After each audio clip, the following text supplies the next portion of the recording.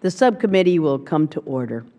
After recognizing myself and Congressman Ted Deutsch, the ranking member, who's on his way, for 5 minutes each for our opening statements, I will then recognize other members seeking recognition for 1 minute each.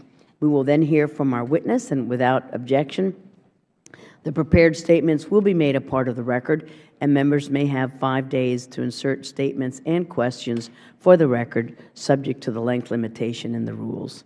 The Chair now recognizes herself for 5 minutes. With so much focus being given to the conflict in Syria, the ever-changing political landscape in Egypt, and of course, Iran's march toward full nuclear breakout capability, it is vitally important that we not lose sight of the big picture and remain engaged throughout the region. The U.S. must look ahead and try to anticipate problems before they arise by being proactive rather than reactive, as all too often we are. Today, we take a look at two of those countries, Yemen and Bahrain, that may not get much media attention, but whose recent developments are a cause for concern for U.S. national security interest and may have regional implications as well. After more than 33 years in power in Yemen, the President of Yemen was forced to resign from office in early 2012 as a result of the rising tide of a pro-democracy movement in Yemen. Since that time, Yemen has been in a period of political transition as the Yemeni people attempt to draft a new constitution, implement new electoral laws, and move toward a more inclusive governing body by implementing a national dialogue process. The U.S. and the international community must support the national dialogue in its effort to get a consensus on how to move the country forward toward a path for democracy. But in order for the political process to stand a chance, the economy and the security situation must all improve in Yemen. There has been a serious and a worrisome rise in extremism, and civil unrest has not simmered down. Contrary to what some in the administration believe, al-Qaeda has not been decimated, it is not on the run, it is resurgent throughout the region, and Yemen is no different. The fragile socioeconomic and political situations in Yemen has fostered an environment that allows al-Qaeda in the Arabian Peninsula to gain safe havens from which to operate, posing a serious threat to Yemen's stability and to our U.S. national security. But just as Yemen has seen its fair share of uprisings as a result of the Arab Spring, so has Bahrain.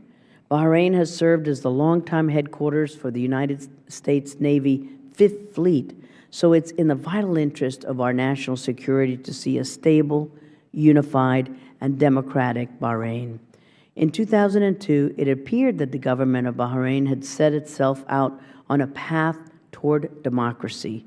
A national action charter was adopted by the people that led the way to Bahrain's first parliamentary elections in nearly 3 decades and the first municipal election in almost 50 years.